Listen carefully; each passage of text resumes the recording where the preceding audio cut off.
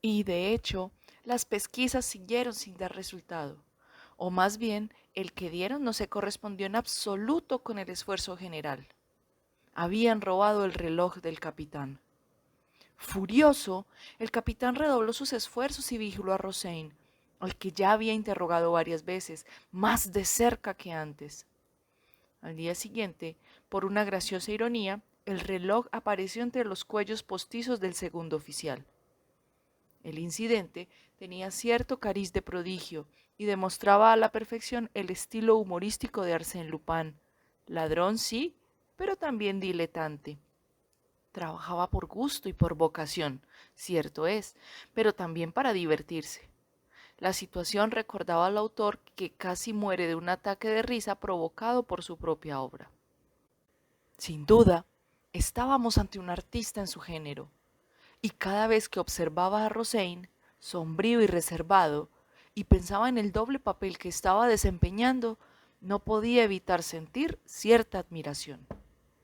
La antepenúltima noche, el oficial de guardia oyó unos gemidos que provenían del lugar más oscuro del puente. Se acercó y encontró a un hombre allí tendido, con la cabeza envuelta en una gruesa bufanda gris y las manos atadas con una delgada cuerda. Desataron al hombre, lo ayudaron a incorporarse y le ofrecieron los cuidados oportunos. Era Rosein, a quien en una de sus expediciones habían agredido, atado y robado. En su ropa, sujeta con un alfiler, una tarjeta de visita en la que rezaban estas palabras: Arsène Lupin acepta gustoso los 10.000 francos ofrecidos por Rosein. Pero la cartera robada contenía 20.000. Naturalmente, se acusó al desafortunado de haber simulado el ataque, pero aparte del hecho de que no podía haberse atado de esa manera a sí mismo, comprobaron que la caligrafía de la tarjeta era completamente distinta de la de Rosein y que se asemejaba a la letra de Arsène Lupin conforme aparecía reproducida en un viejo periódico que encontraron a bordo. Así pues, Rosein no era Arsène Lupin, sino el hijo de un comerciante de Burdeos, y aquel acto terrible confirmaba una vez más la presencia de Arsène Lupin a bordo. Cundió el pánico.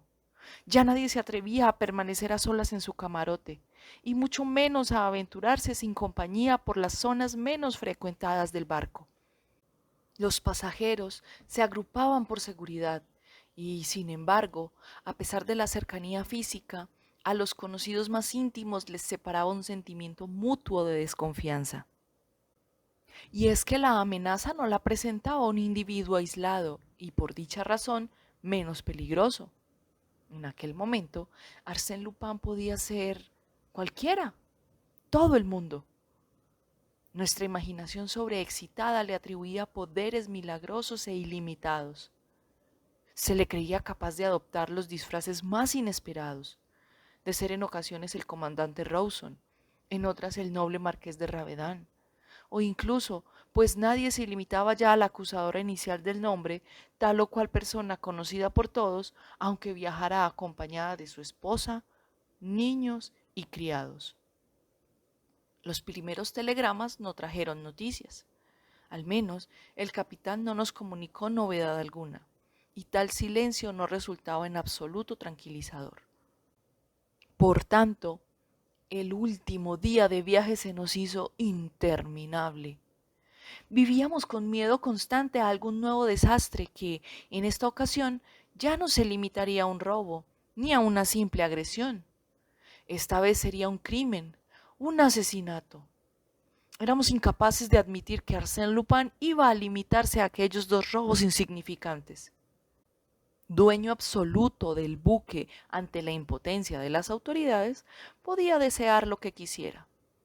Nuestra propiedad y nuestras vidas estaban a su merced. Confieso que para mí fueron unas horas deliciosas, pues me garantizaron la confianza de la señorita Nelly. Impresionada por los sorprendentes acontecimientos y siendo de naturaleza inquieta, buscó junto a mí una protección y seguridad que yo le ofrecí encantado. Para mis adentros, le di las gracias a Arsène Lupin. ¿No había sido él el artífice de nuestro acercamiento? Gracias a él, Ahora podía dejarme llevar por mis felices sueños de amor. ¿Por qué no confesarlo? Cada vez menos quiméricos. Aunque los Andresí son una buena estirpe, su escudo había perdido cierto lustre, y a mí no me parecía indigno que un caballero tuviera en mente recuperar el prestigio de su nombre. Además, sentía que dichos sueños no molestaban a la señorita Nelly. Sus ojos sonrientes me animaban a darles rienda suelta. La dulzura de su voz me daba esperanzas. Y hasta el último momento, apoyados sobre la barandilla de la borda, permanecimos el uno junto al otro, mientras que el horizonte de la costa americana se perfilaba ante nosotros. Se había abandonado la búsqueda del ladrón. Estábamos a la espera. De primera a tercera clase, donde se arremolinaban los emigrantes, todos aguardábamos el momento supremo en el que, finalmente, se explicaría el misterioso enigma.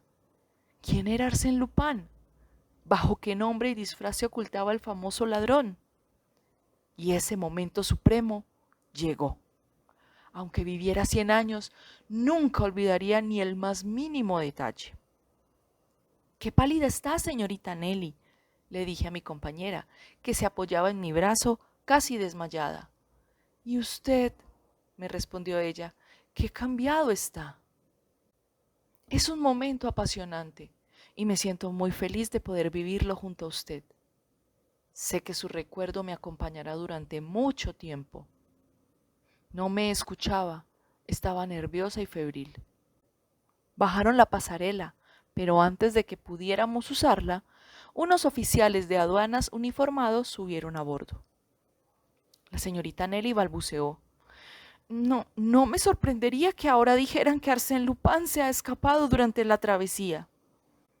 Quizá prefirió la muerte a la deshonra y se arrojó al Atlántico para evitar la detención. No bromee, me dijo, molesta.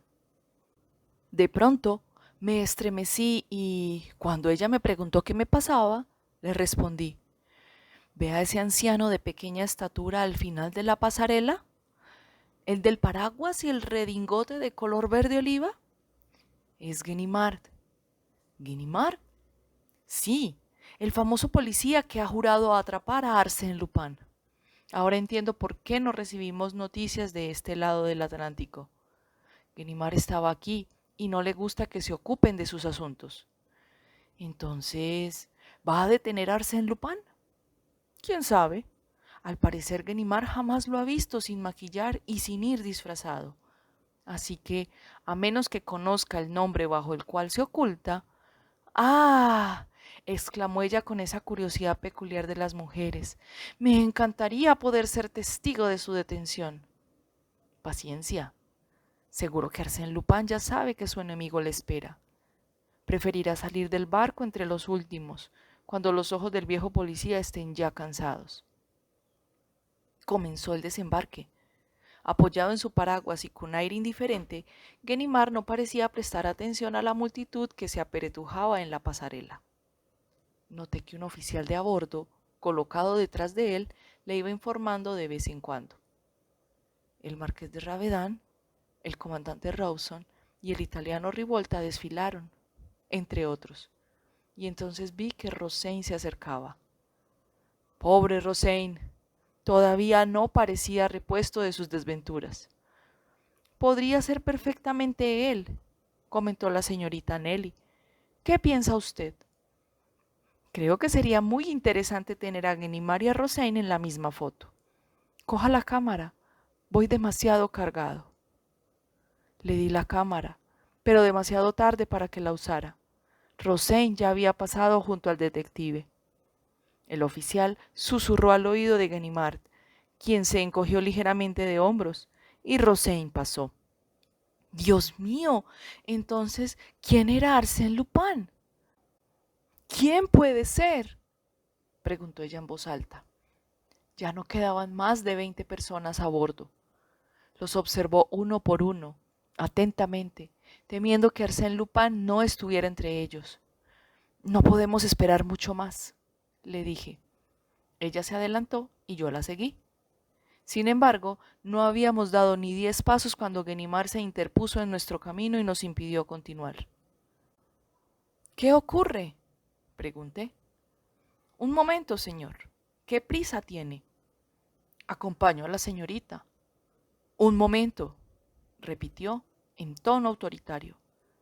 Me observó detenidamente y luego, clavando sus ojos en los míos, me dijo: Arsène Lupin, ¿verdad? Me eché a reír. No, Bernard d'Andrécy. Bernard d'Andrécy murió hace 3 años en Macedonia. Si Bernard d'Andrécy estuviera muerto, no estaría aquí, pero no es el caso. Aquí están mis papeles.